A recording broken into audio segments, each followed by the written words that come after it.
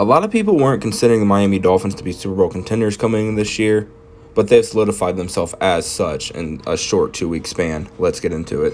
Since being drafted by the Dolphins, Tua has been under a lot of scrutiny, and the Dolphins early on in his career really did him no favors, starting him, benching him, starting him, and then benching him in the middle of the game just to put him then back into the game later on.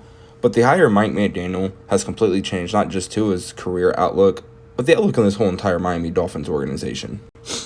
The offense that Mike McDaniel runs is perfect because you have speedsters like Jalen Waddle and Tyreek Hill at the outside, obviously. But the accuracy of Tua and his processing ability were the two biggest factors for him coming into the NFL. And a lot of people praised him for those, at being, if not the best in that draft class, one of the best. His accuracy is insane, and in a timely offense that Mike McDaniel runs is perfect for Tua.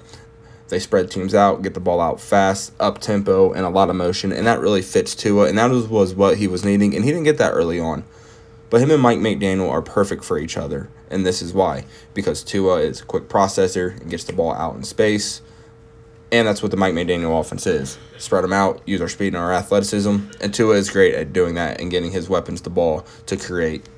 When Mike McDaniel was hired, the objective was clear. Figure out if Tua is the guy in the franchise quarterback for these Miami Dolphins. And that was never a doubt for Mike McDaniel. He's talked about a story of where he cut up a whole bunch of plays to show Tua his accuracy and showed Tua it, and they went from there.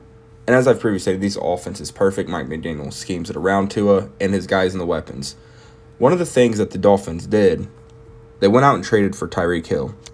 And Tyreek Hill has been nothing but exceptional since becoming a starter in this league for the Chiefs, and it's been the same with the Dolphins. Him and Tua have a great chemistry.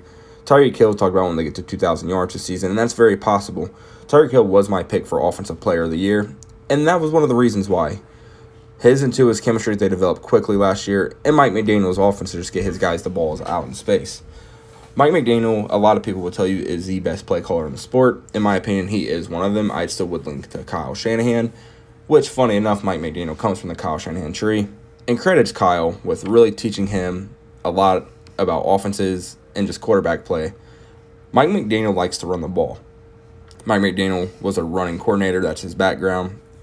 But the Dolphins didn't run a lot last year, or at least they couldn't. And this year that seems to be changing. The Dolphins don't historically have that number one running back, but I don't think it matters. Raheem Mostert fits this offense perfectly. Another guy, basically a track guy. They have Ahmad, who's really come on as a nice backup, and they just drafted Devin Achane from Texas A&M, who was a track star. So another speed guy that fits this offense perfectly, and what Mike McDaniel wants to do, get out and run past the defense.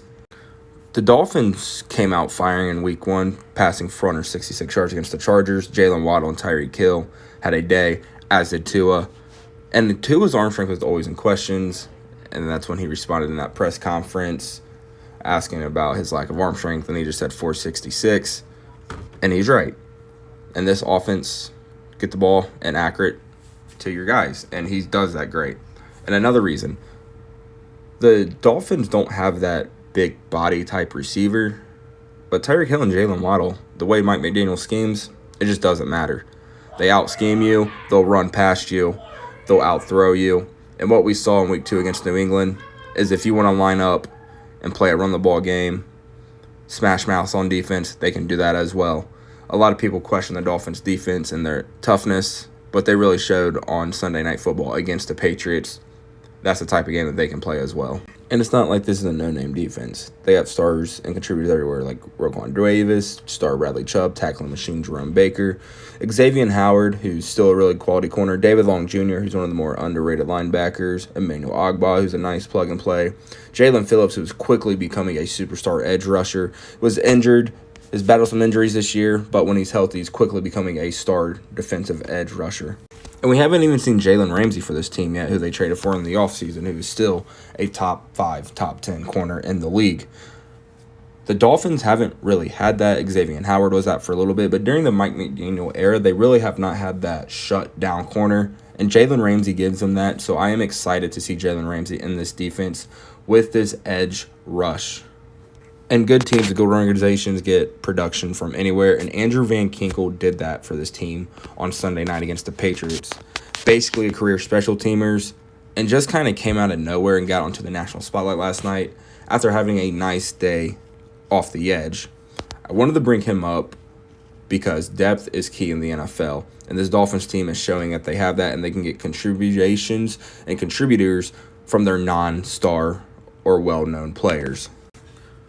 Tua, Tyreek Hill, and Jalen Waddle are going to get the spotlight and the talking about, and as they should.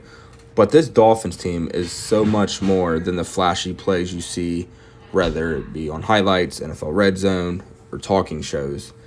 This team can sustain drives, can beat you defensively, and beat you up front.